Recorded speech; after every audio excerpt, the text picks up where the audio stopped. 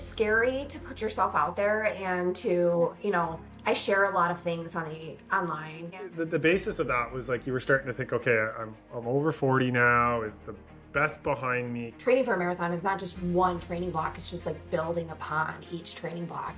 I was treating every workout like it was a race day and thinking like, if I fail this workout, I'm not going to do well on race day. Because you crushed Tokyo. There's a lot of runners who have like what I would call my clinical practice limiting beliefs, right? But I'd look at it like, well, how close to your like limit are you? Diagnosis chronic, I tested for the hereditary gene. There's no cure for it.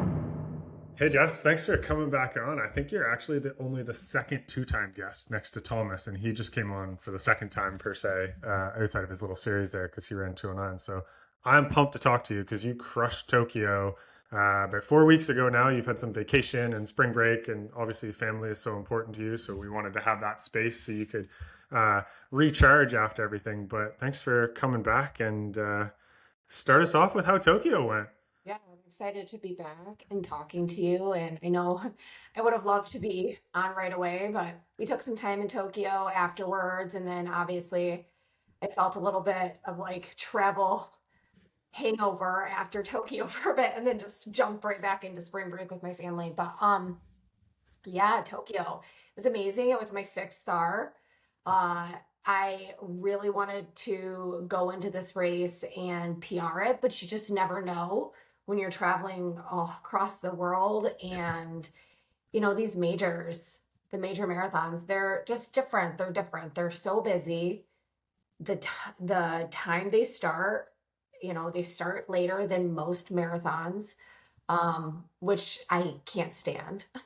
Yeah. And, you just never know what the weather's going to be like. You never know. The last time I was on here, it was right before Berlin, and we thought like that marathon was going to be that defining marathon for me. Yeah. And then it ended up being 85 degrees, and Yeah. we know what happened there.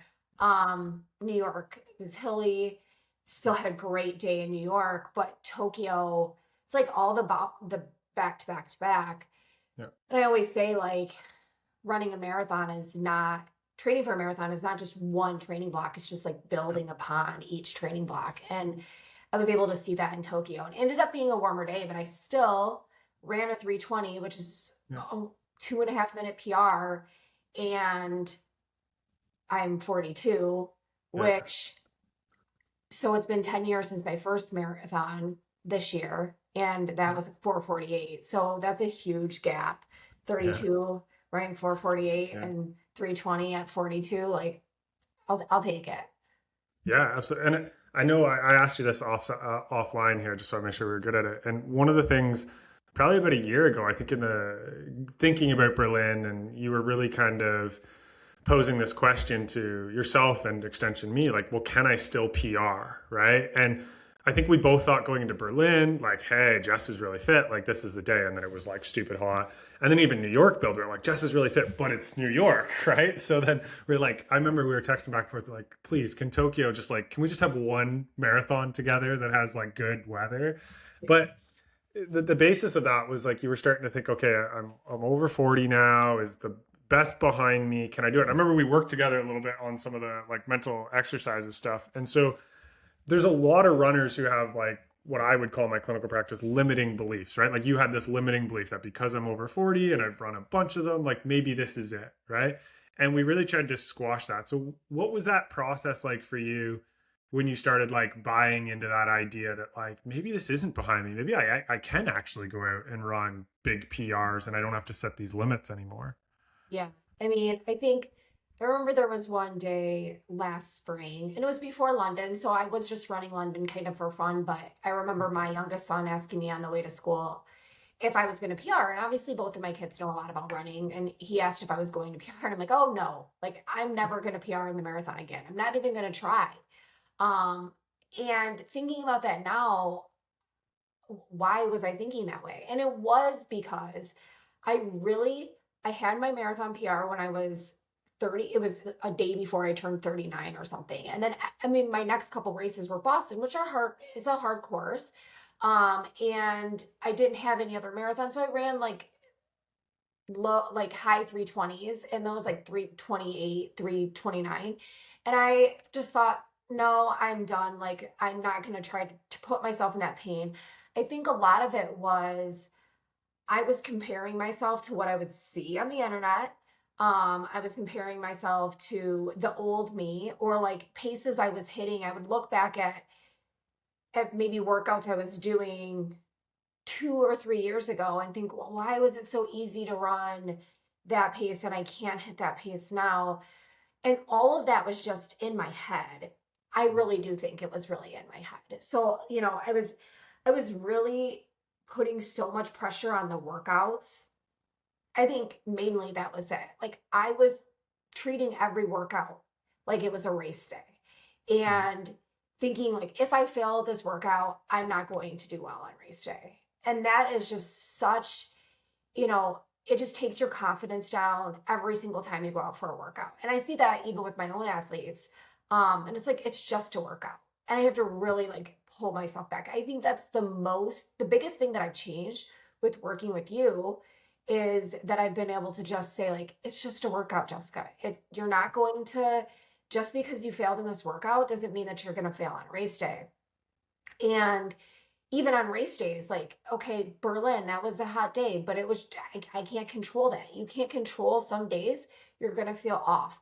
So just knowing that, like, some things I can't control because I would start catastrophizing in my head as soon as the first rep of a threshold workout didn't feel right. I would start thinking, well, all four of these 10-minute reps are going to feel bad. But it was like, no, keep pushing, try harder, and do what you can, and really work on.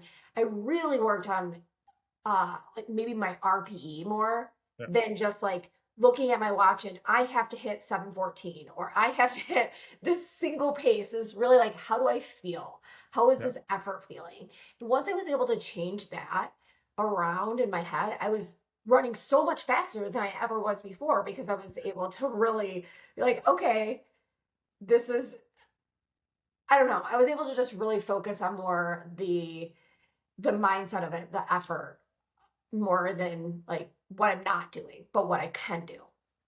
Yeah, I thought what was interesting in the last build in Tokyo, like we text back and forth after your workouts and moving stuff around with family stuff and whatnot. But one of the things I noticed in this build is like we would text and you'd be like, "Hey, yeah, it was actually great, and these were the conditions, and it's really humid here, and I did this, and so like I'm really happy with it." Right? Versus like before, like maybe some of our earlier builds, it was like the text had like a different tone almost. It was like, yeah, I ran this, but it's really humid. There was a little bit more like negative. Right now, it was like, hey, like I actually think I nailed the effort because of like boom, boom, boom, boom, boom, all these things. And I was like, oh, that's cool. She shifted the mindset a little bit about it, and I thought that was really fun to watch and see that growth for you as somebody like you're experienced, you coach all these things. We can always learn new things about how to be better, but I feel like that gave you a bit of confidence because you had gone through everything. You're like, I actually know I'm rolling pretty well. Like I think you maybe had like one kind of like real off workout in the entire build going into Tokyo. But like other than that, it was just like steady Eddie Yeah. across the whole It felt build. really Yeah. good. And we switched up some things. I was Yeah, we running did. more Yeah. more volume than I ever had, which I had some people reach out to me that follow me on Strava, like, "Oh, Yeah. you're running so many miles." It's again, it's Yeah. you have like that comparison trap. People are like, "Oh, why are Totally. you running so many miles? You're going to hurt yourself. You're older." I'm like, I know my body. Yeah. I'm running a good amount of my miles at truly easy pace for me, Yeah. where I can feel like I'm having a conversation at dinner, when I'm running, Yep. truly. So I feel like if I'm running easy and then really hitting it hard on those days where I think every other week we were doing like double threshold work, Yep. and I'd never done that before. And I felt fantastic. I would come home on this after the second run. Man, that was a 14-mile day, and Yeah. I feel great. And Yeah. those weeks, it was just so interesting because you, I would have the fear of, you get into that fear of, again, comparing yourself or, you know, what's the word? Like when you're comparing yourself to others, or you feel like you're not good enough to do double. Yeah, yeah, like you feel like you're inadequate. Like, yeah, like I'm not elite enough to be doing this style of Yes. workout kind of idea. Yeah, yeah, yeah. Yes. So, Definitely, like I'm not good enough to be doing this type of workout or these type of workouts. But I feel like that really, really pushed me to a different level and pushed yeah, me to be better and want to show up for myself. Honestly, like I every single person's different. So if someone comes to me at my age and says like I haven't been running, they're not going to start out with double yeah, threshold workouts, right? yeah, I mean, every single person's different. I specifically thrive off of high mileage. I like high mileage. I've told you that. We know yeah, that. I knock on wood, I don't get injured often. yeah. And when I do, I'm very proactive about it. Um, I prioritize rest and recovery really well. And I think that some people can't do that, or that, they think that they're going to experience this extreme burnout. But you have to know that, like, right now, I'm done with marathon training. Yeah. And this is, kind of a rest period. And I'm okay with that. So it's like, I don't know. I feel like I felt like I did so well with handling the high mileage, and that was great.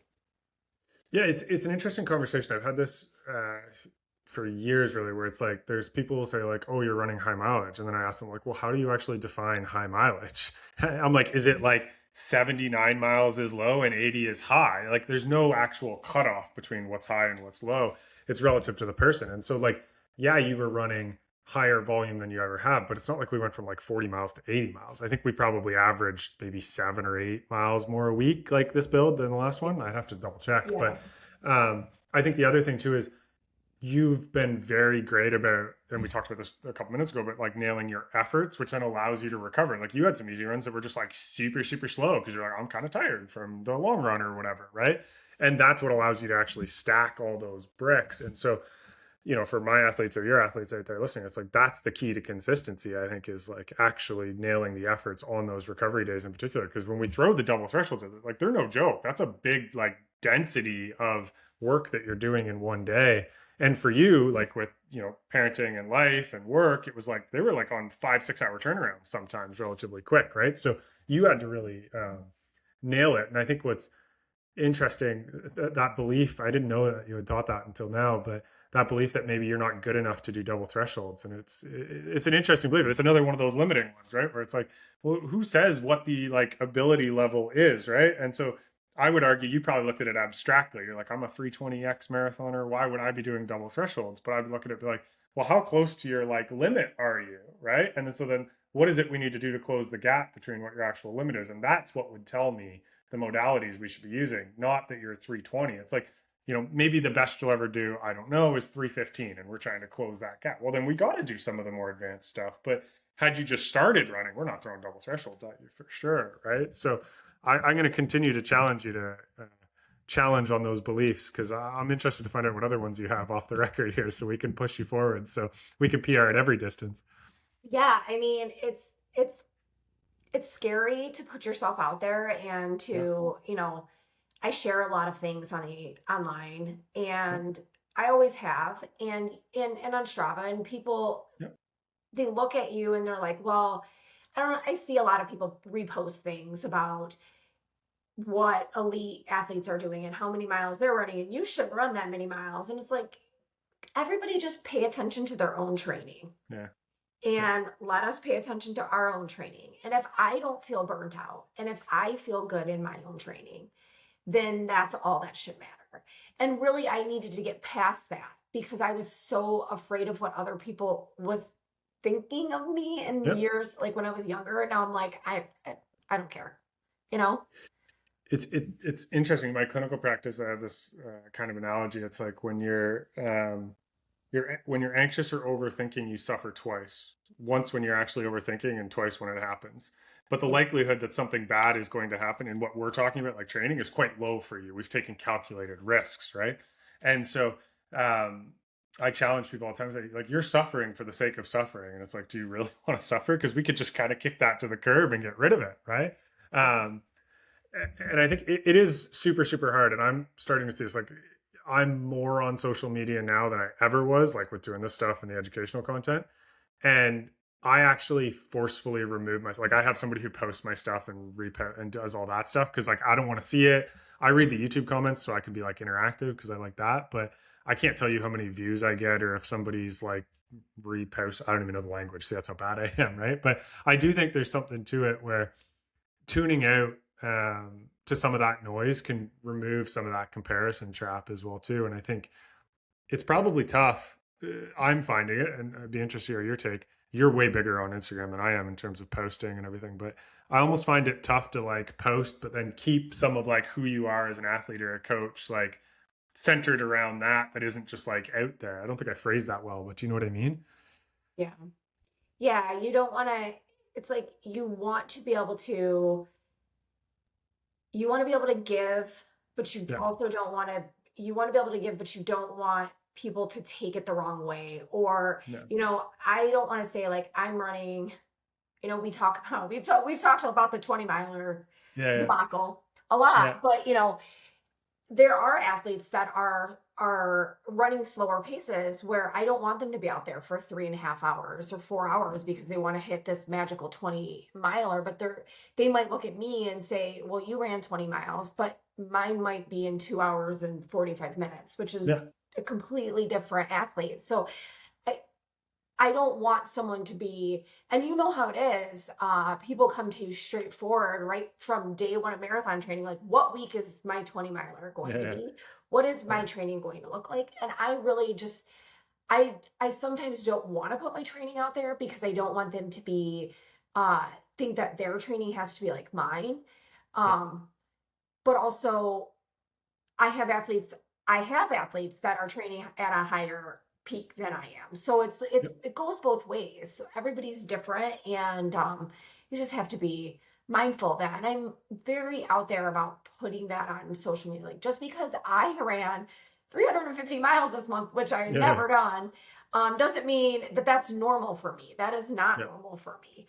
yeah, Um, but yeah, I think that really a lot this whole marathon build was the combination. I want to say that it wasn't just Tokyo, it was yeah, Berlin, New York, and then going into Tokyo. And all three of those made up like the perfect package for me. yeah, Um, because I really learned a lot about myself in that time. I learned to not be afraid of failing. yeah, I was really afraid of failing. Every single time I went out for a workout or even in the race, I was afraid of just not being able to get better. And I had to really step back and say, like, the time on the clock doesn't define me. Like, it's yeah, just a time. The time on my watch doesn't define me. It's just a time. And once I was able to do that, once I was able to get out of my own head and my own way, I think I was able to let all the anxiety go because I had so much yeah, anxiety about every single run. And I see that with my own athletes, and I'm sure you do as well. yeah, And it's so hard because a lot of runners are A-type personality. Like we yeah, want to hit, this one singular pace every single time we go out, but it's a range, it's an effort every time we go out. And if we can switch our mindset to that, it gives us so much more possibilities. So if you got to give yourself grace, or at least yeah, I felt like I needed to give myself grace. I was training in the winter. Some of the days were terrible. If the marathon effort was 7:35 and I was hitting 7:40s, 7:42s, or whatever, but then sometimes hitting faster, I'm like, well, then that's the effort I was at today. That's how I felt. And I'm okay with that. It doesn't need to be perfect. It's not a failed workout because I didn't hit this exact pace that was yeah. given.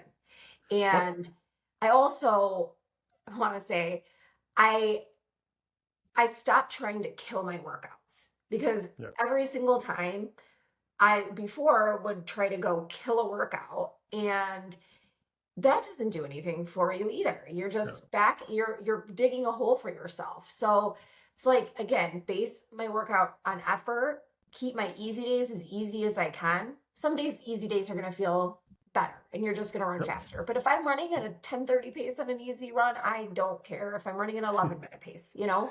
Yeah. Um, I've had people come to me and say, I want my easy days to be faster.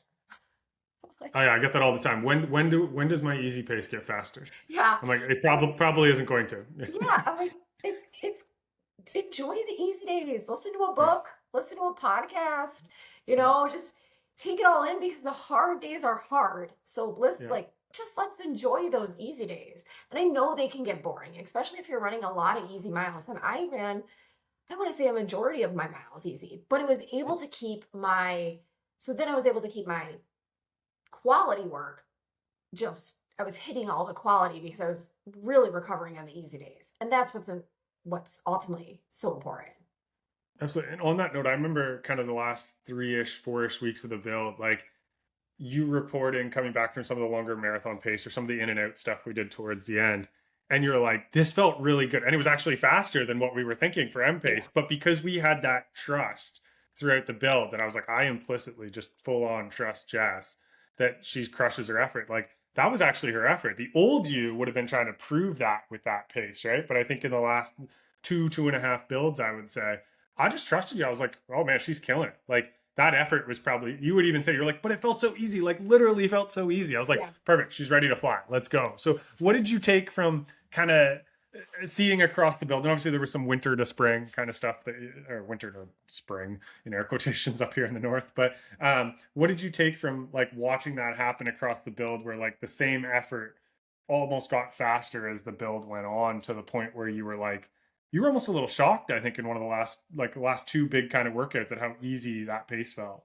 Yeah. It just things were just clicking. And I will say that, you know, you live in the north too. Yeah, Most of the time my watch is pretty covered up yeah, when I'm running because I have heavy gloves on and long sleeves.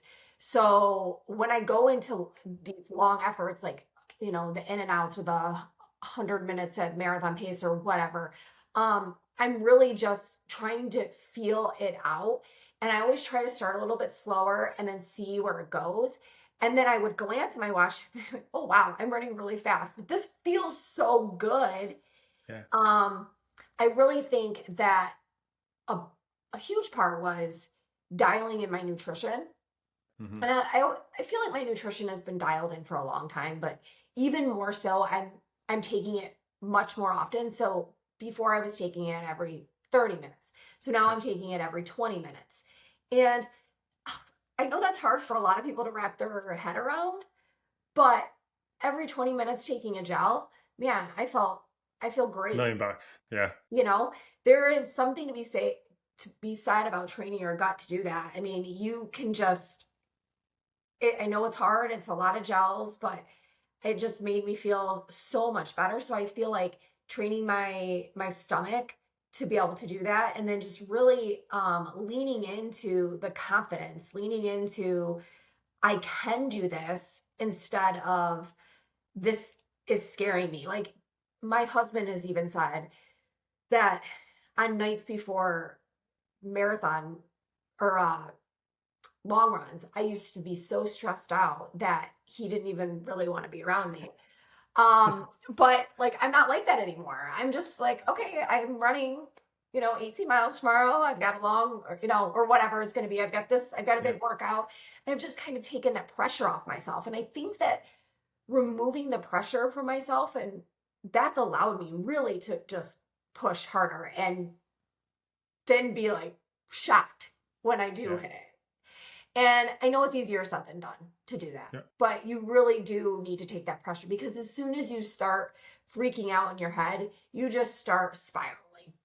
And that Totally. spiral is, you know, it's just takes all the joy out of the whole run. So, Yeah. yeah. No, that's I've shared this a little bit in my book. I don't know if I've said it online, but that's basically what kept me out of being like a pro proper in triathlon. Like I never made it to a start line because I had such a great debut as an age grouper. And then I was like so nervous that I couldn't repeat it. And I put all this pressure on myself going to worlds that I didn't start. was like, oh, I'll go pro. And then I didn't start any of those races as well too. So it's quite pervasive, and I think I'm really happy you shared like actually the breakthrough of it and like can see on the other side of it, so athletes can hear that. And on the nutrition front, um, I wanted to share like how like what you're doing is bang on. I'm going to share what Knobs did at Micro last weekend. Because of the laps and how fast he is, he was taking fuel in every like 14 and a half minutes because there was a bottle per table. And so in training, we actually practiced roughly every 15 minutes to have that gut tolerance for him, knowing that like, he's going to do just under 3 miles in 14 and a half minutes or so. So for those listening, it's totally trainable. It might suck at first. You should probably, the first couple figure out where the porta potties are and the bathrooms and stuff on the route, but it's totally worth it.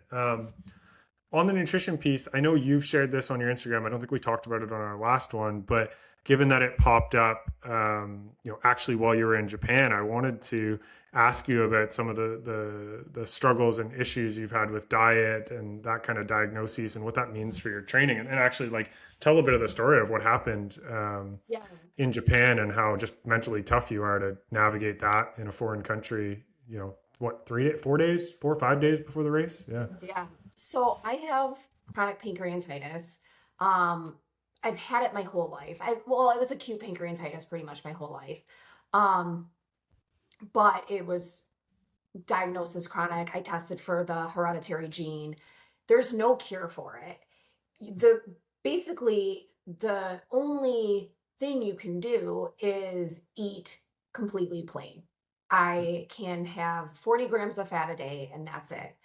And I can't have fried foods, I can't drink, I mean, there's a lot of limiters. And it's very hard to be just a social person in general. Like it really is. I mean, I hate being that person at the restaurant that's like, oh, can I just have a plain chicken breast on bread? But I am that person, and it's very hard. It's been a struggle, but I mean, my kids will even question like, Mom, I don't think you can have that. And it was really great having my oldest son in Germany with me because he was able to actually translate a lot to the waiters and tell them like my mom can't have this. I mean, even though they were, you know, they can speak American, like she can't have food cooked this way. Um, and that helped me a lot. But in Tokyo, I brought 2 bags of bagels. I brought a lot of my own food because I knew that it was going to be hard. Everyone's like, oh, go to Tokyo, eat all the food. I'm like, I'm not going to be able to eat any of the food, Yeah. but okay. Especially all the fish-based stuff, right? With the fats, the omegas. Yeah. So, I mean, really, like, I can't have a lot of food. But luckily, I can have carbs for the majority. Like, I can have bagels. And, like, even when you say, like, between doubles, eat one meal, like, I really can't just eat one meal. I have to eat, like, lots of small meals throughout the day, but I know my body and I know how to do that now. So we went out the second night we were there and we went to a ramen place. And it's a big thing in Tokyo to go to it's very quiet in there. And for some reason in my mind, I was thinking ramen here in the United States where you just, I don't know what I was thinking. I was thinking I have noodles all the time because I have noodles and water. Yeah. I have plain noodles on Friday night. Just boil them. That's like my carb load. It's so boring, but that's what I have. So in my mind, I was thinking, oh, it's just noodles, not a big deal. I woke up in the middle of the night and I was in so much pain. And I don't have a gallbladder, so because that had to be taken out because of the pancreatitis. So my stomach, my back, a big indicator is when your shoulder, like you can't feel your arm. So I laid there for about an hour, tossed and turned, got up, walked around. I couldn't take my medication that I usually take for it when I do have an attack. In the United States, like if I have an attack here, they want me to go to the hospital so they can put fluids in me and give me medicine. And then I have a spasm medication and a pain medication. I couldn't actually take that to Japan because Japan has big rules against certain medications coming into Japan. So I could take neither of those medications into Japan. So, so I was like walking around like, what am I going to do? I woke my husband up and I'm like, I think we need to go to the ER. And this isn't his first go around with this. And he's like, okay, let's think about what they give you when you are sick at home. Luckily, the middle of the night there was daytime here. Your I called my doctor, who I've been with for a very long time. He gave me like a quick antidote of what to do. I had to sleep on my left side, like head down, take Benadryl, take some pain medicine. It was really, it was scary. And then the Yeah. next day we went to the expo and we went a little bit later because I wasn't feeling good in the morning. I was supposed to have my last like tune-up workout. I skipped Yeah. that. Um, and we were standing in line to pick up my gear and I felt like very sick, like I was going to pass out. I don't even know if I told you this. I had to No. leave the line because I got really white. Justin thought I was going to my husband thought I was going to get sick. And I went and sat in the corner. And they don't have like drinks like most expos give you like Yeah. drinks and stuff. The Tokyo Expo is nothing like that. Tokyo in general is just such a weird race. But um, I had to sit in the corner and just pray to God that I wasn't going to pass out. And Yeah. it was scary. And that was Thursday, and I was racing on Sunday. Yeah. No, I didn't know that part. I got the text that you had the attack and you guys were navigating it. But yeah. How did you um I mean, obviously at that point in the expo and what's going on, you're just thinking about survival, not about the race or anything. But coming out of that, like, Friday, Saturday, how did you navigate dealing with that, being fearful of eating? What if it happens again, like ahead of the race? Like, we didn't talk too much about that afterwards because I have full trust in you on that stuff. And there was nothing I could do to help anyways, other than say, don't do your shakeout workout. But Yep. how did you navigate that kind of, you know, for lack of a better term, like probably really shitty mental place to be a couple days before in a It foreign was. country? It was Yeah. really scary because generally they tell you, again, like my doctor now says anytime you have an attack, you need to go to the ER. Like not Yeah. the urgent care, the ER. You need to be Yeah. admitted. You need to have fluids, IV fluids. I wasn't doing that because I knew if I went to the hospital, I wasn't getting out. I'm in Yeah. Tokyo. I'm running this marathon. I'm getting my 6 star. That's kind of where my head space was. But at the same time, Thursday is when I needed to start my carb loads. I'm like, oh man, okay, how am I going to do this? And so I just had bagels, and I'm being really serious when I say like I had 12 bagels, plain. Oh God. And that is, I mean, each one is like 56 grams of carbs. And I was Yeah. just like, okay, we're gonna have bagels. And then I found like in Did you our hotel, toast them? what? Did you toast them or just straight up? No, they Oh didn't have a toaster. So I was just in my room, I just had plain God. plain bagels. I had so I had some pretzels that I brought with me. I had some graham Yeah. crackers. I didn't have the graham crackers until I want to say like Saturday because I was still so Okay. scared. I was so scared. Yeah. It was like water and bagels. And then we found like in our restaurant in our hotel, they would make plain noodles Oh, without butter. So that's really what it is like I yeah. have to have plain noodles without butter. Yeah. So the night before the race I had 2 bowls of plain noodles without butter and they were able to make it for me. Thank Wow. God. Yeah. So that was my meal before, but it was really scary because generally they tell you to go on a complete like water kind of a fasting diet for Yeah. a day or two after you have an attack. And I knew I couldn't do that. And generally, people with chronic pancreatitis lose a ton of weight because they can't eat fat and all these things. Well, I can't do that. I have to eat a lot of food as a Yeah. marathoner. So it's really figuring out what I can eat. I eat the same things basically every day. But in a foreign country, it was really hard to just find chicken and or just normal things for me to Yeah. eat. So yeah, 12 bagels.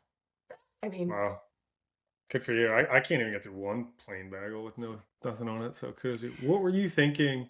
Like Friday, Saturday, we talked earlier about how great the last couple of weeks of the build were before you traveled over and all the great things you did. Like, did you go to that negative headspace at all about like, is this all for naught? Is it gone? Like, is my opportunity? Like, did you go there at all with everything going on? Um, a little bit in the middle of the night because I thought like this is Like when happening. the attack happened that night. Yeah. Yeah, because Yeah. in Boston 2024, I had my kids with me for the first time. Yeah. I had taken them to Boston, and now knowing, I know that I had a really bad attack. Like I threw up, then I had to go like all over. Nobody else was sick. It obviously wasn't anything else. But I ended up doing Boston, and I thought it was going to be. I thought, oh, here we go again. This is another Boston, but like, what did I eat? And I was like, fried noodles, Jessica. Why Yeah. would you have fried noodles? You can't have fried food. Even like when I uh, talked to my son, my oldest son, the next day, he's like, Mom, why would you have fried food? What's Yeah. wrong with you? And it honestly, and I'm very, very on my diet, but it was just like, oh, we're with people, we're out, we're in Japan, not a big deal. And I had a little thing of rice. I should have just had a lot of rice looking back. But it is what it is. But yeah, I did go to that negative place because I thought, here I go again. I'm here. I trained really well. This is my last marathon this year, and I'm going to screw it up. But I was happy that it happened on Wednesday night, and then I was able to kind of flush it, hopefully Mhm. flush it through my system before Sunday. So I had some Yeah. time, and I really was able to just take it easy, really watch what I ate, and yeah, I mean that's all you can do. You can only control what you can control. Yeah. And with any marathon, I mean, we don't know what the weather's going to be like. We don't know how you're going to feel. I was just so happy that I hadn't got sick because everyone else and their brother was sick here, Yeah. and I was so scared to get sick. And then that to happen was the last thing that I thought was going to happen to me, and it scared me. But then I was able to do my last like shakeout run, and I was fine. And obviously, the Yeah. marathon went well. I mean, it was a sunny day. It was probably the only sunny day we had when we were in Yeah. Tokyo. Of course, it's going to be the only sunny day, but it was great. And even with all that happening, the marathon still went well. And I feel like I So was able to not like go so deep into it. And the day before the marathon, I was like, I'm ready. Like, let's go. yeah. Let's go kill this. You know? What was that? Like Tokyo is notoriously crazy, like the security getting in and like it's nuts that morning, right? What was your mindset like, and potentially pushing back against some of those limiting, challenging beliefs you had? Like, what was your process like as you were getting ready in the morning before the gun went off? Like for Tokyo itself. Yeah, for Tokyo. Yeah, what was the thought process? Like, how were you prepping yourself, thinking about it, navigating everything going on, plus what had just happened, but also trying to like zoom in and handle the task at hand? Yeah. I mean, Tokyo is a different marathon than any other major marathon that I've ever done. They have a ton of rules, and you have to be very, very they have, I think the rule book was like 99 pages. It was the first time I'd ever read a rule book Yeah, yeah. because they will literally take you off the course Yep. if you throw trash. If you throw your gel on the ground, like every single gel I had to keep with me. This year, for the first time ever, they allowed you to have um, a handheld. They Yep. had it in years before, but you couldn't have it filled up through security, and you couldn't have it had to be under a certain amount, it had to be a certain size, so it was small, but I like a handheld when I run, so Yeah. especially marathons. um so I really just, my mindset was like, follow their rules, don't throw anything on the ground, don't throw your clothes on the ground, be like, be mindful of what you're doing.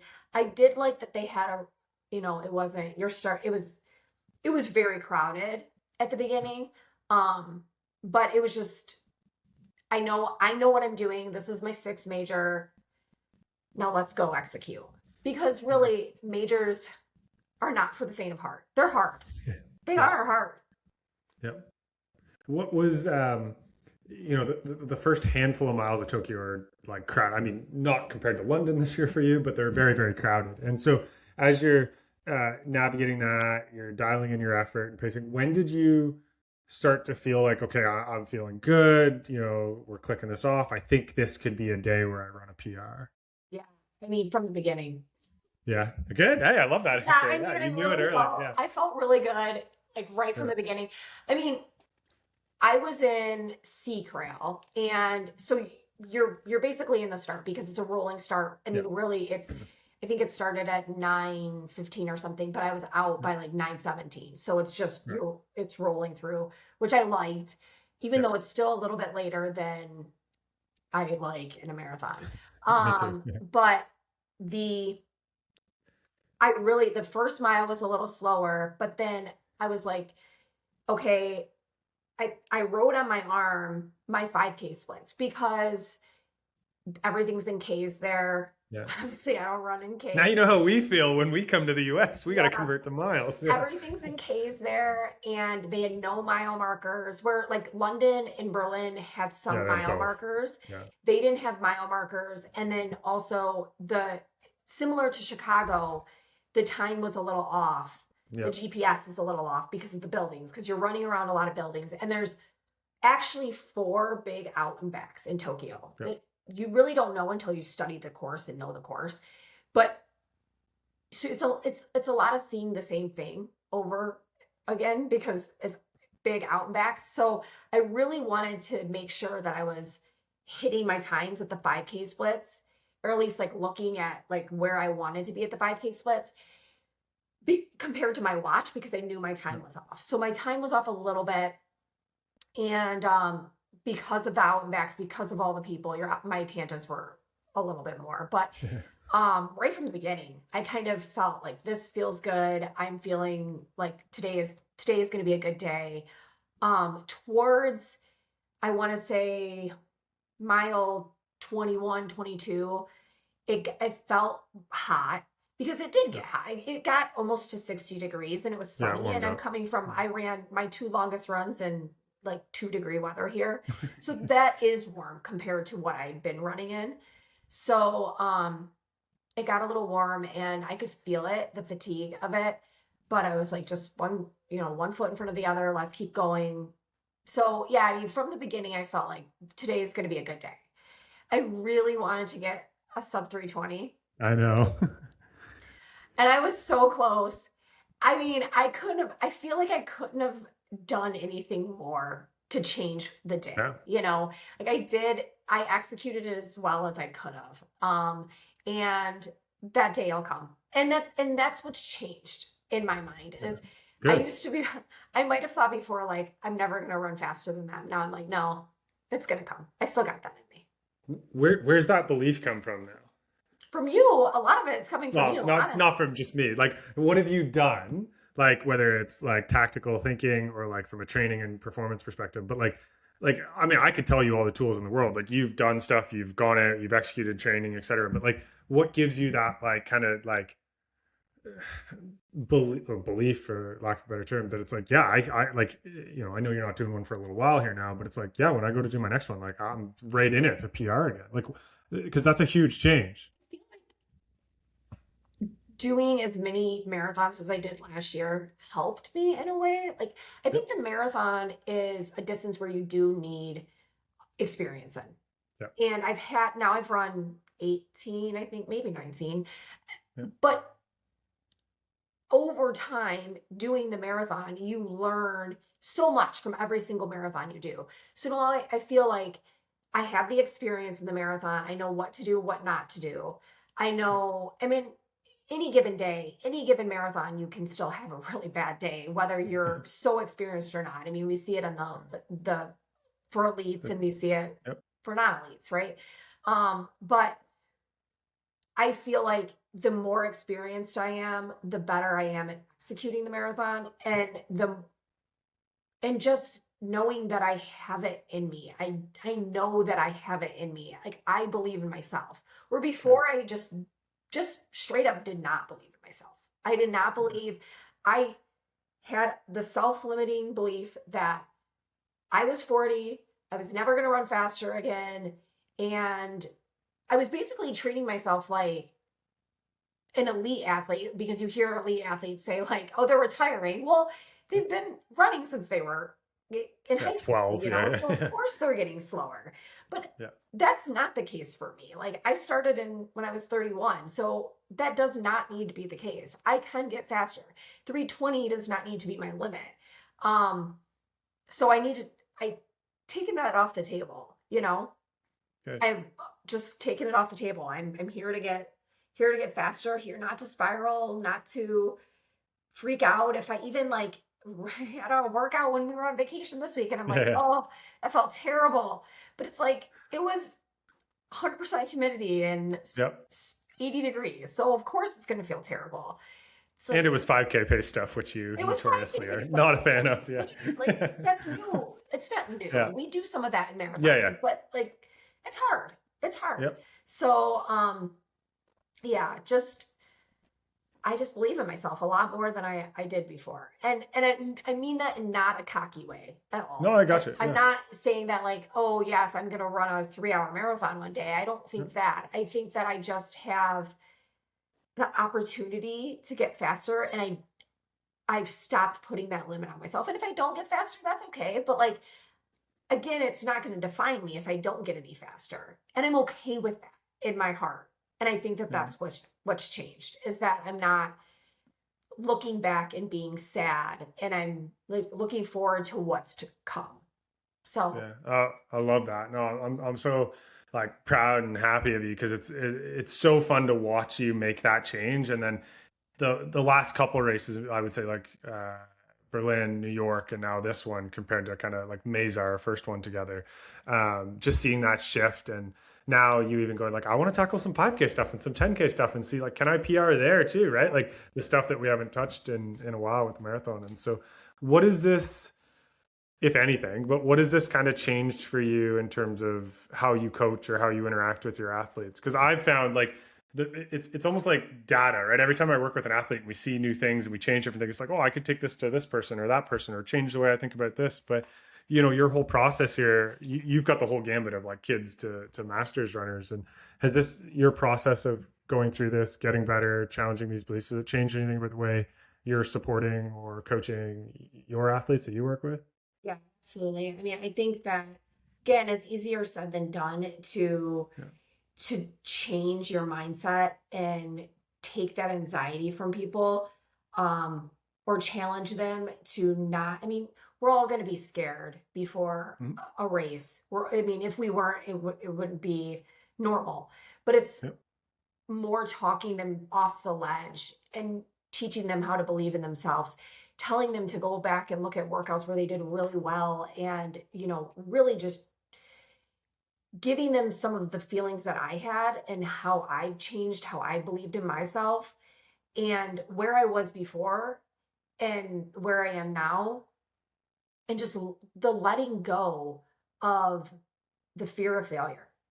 Yeah. Because when you let that go, even on just regular quality work days, you I feel like you do so much better. Because Yeah. if you come back and you're like, okay, I had a bad workout and I'm just going to let that go. I'm just going to let that go and I'm going to go about my day. I'm not going to let it ruin my day. I'm not going to let it ruin my training. I'm not going to let it scare me for next week's quality work. And a lot of people do that. So I'm able to talk them down from that. And I Yeah. do, I feel like, like I said, a lot of runners are very A type and they want to hit, if it says hit an 8 minute pace, they want to hit that 8 minute pace or faster. And it's like, Yeah. well, you hit like 8:10. So that's not terrible. Let's like Yeah.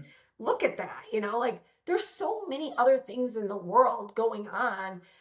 Like in general, like your lifestyle. Do you have kids? Yeah. Are you busy? Is your job holding a lot of anxiety, making you have Yeah. a lot of anxiety? Like there's so many things when we do workouts that I have my athletes look at. How are you feeling? Not just based on what your Garmin tells you, because my Garmin tells me I feel terrible every day. Yeah. I use this analogy in my clinical practice for like my team sport athletes. So, think volleyball, basketball, golf, even, where they get down on themselves after one bad shot or one, missed stroke or something, right? And I say to them, like, well, if you zoomed out to the last 10 and you were like 9 for 10, and then the 10th one was bad. That's 90%. Are you bad with that as a statistic for your season? No, you're not mad about that. You're crushing it, right? You're hitting, you know, your kids play football, right? Or one of them does. So it's like, if he plays and he's 90% of the time, he nails the job of his position across the season. You zoom out, it's like, that's a friggin' good season, right? So it's like, why are we dwelling on the one, right? Why are we turning one into two, right? And so I think it's hard for us to do that, but as athletes, because you're right, we're so numbers based. But I think if we zoom out and go like, oh, okay, so I had one off day, like one bad workout in 8 weeks, it's like, is that the thing that's going to tell me what my race is going to do? No, probably not. It's the other 8 times 7, whatever that is, math, 60 something days. you Yeah. you crushed it, right? I mean, So really, I think another thing that I feel like so many people are just so worried about I get a lot of notes or like, I'm so worried yeah, about this quality session that I see on my calendar 5 days from now. And yeah, I get that because I was that person for a long time. And now I'm like, wait, what do I have tomorrow? Like, I really am trying to not really put as much pressure on myself because if when you zoom out, it's just a run. It's yeah, just like for me, this is just still a hobby. Like, yes, coaching is my job. yeah, Like running for myself is a hobby. So it's not going to define me. The clock doesn't define me. The workout doesn't define me. Yes, we are, paying coaches and we're sure, putting ourselves out there every day and we want the marathon and to go right, but there's always going to be another race. The last time I yeah, checked, there's races every single weekend, you know? yeah, So I was kind of excited about moving on to some 5K stuff and, the half marathon yeah. this fall because I haven't done that in a couple years, and I hate it. So it's like, let's, I'll be honest. I'm Yeah, just yeah, going to be yeah, honest. I don't love it, but like, it's getting out of your comfort zone and really pushing yourself past that and being able to just see what you can do on a different stage. And if it's if you fail, there's another 5K the next weekend that you can yep, do. yep.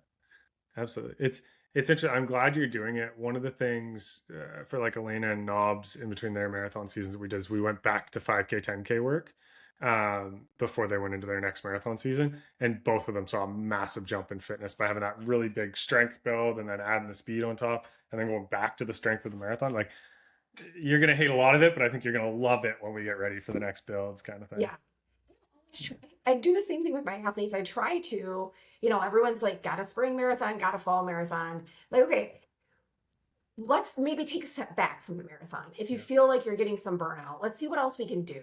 Because there's so many gains that can come from having, and I know that because Yeah. that's how I had a big jump in my marathon season years ago is I took a full season off from the marathon and just worked on that short distance stuff.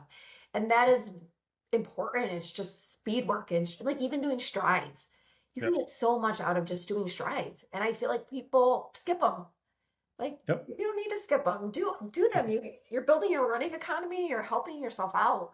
Um, so yeah, maybe it will suck in the time, especially going into like this hotter season we're going to The be going summer heat. into. Yeah. But Yeah. and again, I don't want to. We adjust for weather a little bit. Yep. We adjust it for dew point and all the things. And I know that if I don't hit it, I'm like, well, the effort was there. I know Yep. that I was giving all that I got on the day. And again, if I fail in a 5K, then I can do another 5K. Yep. Yeah, they're all the time, especially up in your neck of the woods. There's everything within a couple hour drive for you. Yeah. I'm really anxious to do, or not anxious, but I'm really excited to do the Detroit Yeah. half. It's on my birthday. It was on my birthday. The first race I ever ran, first half Oh, cool. marathon was on my birthday 11 years ago. So I'm excited to see what I can do there. I'd like to PR there, Yeah. Brant. So Yeah. We'll see what we can do. I'm going to say the weather gods will have a big role in that because that one can be pretty windy sometimes. it can be windy Tree and Crest. Yeah. it can also be great weather. It just Yeah. depends. It's in the middle of October, so it Yeah. really depends. You got the bridge, you got the tunnel, Yeah. But other than that, it's pretty flat. So Yeah, it's funny. It's the same weekend as Toronto Waterfront Marathon. yeah, So I always know for my Detroit people, like, okay, if the weather's good for Toronto, it's going to be good for the. I don't even have to look at it because we're so yeah. close together. So Yeah, it's same yeah, similar for here. It's like Detroit Columbus yeah, is the same weekend. We have a lot of races that weekend. And yeah, there's a big weather shift from like Chicago the week before to Detroit yeah, usually. So yeah. um hopefully it'll be good weather. I mean the first year I've ran it 5 times I think. Well, I ran it the first year we were together. First year we worked together. We were only together for like a month or two, I think, at Yeah, that point. yeah. You had it in the But the calendar. first year Yeah, I ever ran Detroit half, it was 30 degrees. It snowed yeah. in the first mile. So, I mean, you just never know You what never know. it's gonna be. So Yeah, I'm excited awesome. for it. And I know like working on half marathon effort is so different than marathon effort, but Yeah, it's like feeling the pain and letting myself feel that pain. But I also, it's like getting comfortable and like coming back to that. I think you asked me before about what's changed is I got comfortable with some of the harder workouts and then it felt easier. The workouts just yeah. felt easier as I went on. We'll see if that holds true in the half build. Or the We'll find 5K. out. Oh Or gosh. the 5K build. Yeah. The No, that's 5K. good. Cool. Well, that's Yeah. probably a good place to wrap, Jess. I appreciate it. And thanks for coming back on and sharing everything you did. And I think hopefully people outside of both of our athletes will appreciate it because I know our athletes hear us talk all the time. But hopefully it goes past that because there's a lot of great lessons. And I hope, especially on the women's side, there's women out there over 40 who don't really limit themselves like you used to. So they can see a lot of the beauty that can come from chasing your limits and really putting yourself out there. Yeah. I guess I'll end with this. I am over 40. I had a hysterectomy. I am in menopause and it is Yeah. hard. It's a huge body change. So I feel like it's it's hard because you think you're just not going to be the same person anymore.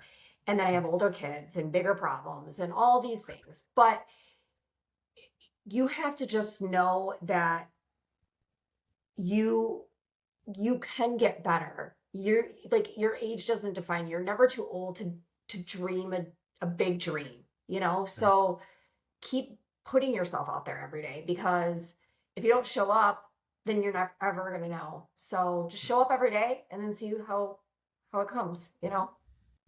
Love it. Cool. Well, thanks a lot, Jess. We'll hopefully do a round three after maybe a big half PR at Yeah, Detroit. hopefully that would be nice. I would take a 30-second half PR at this. We'll take it. We'll take it. We'll go for it. So Yeah. yeah, awesome. Thanks a lot. Enjoy.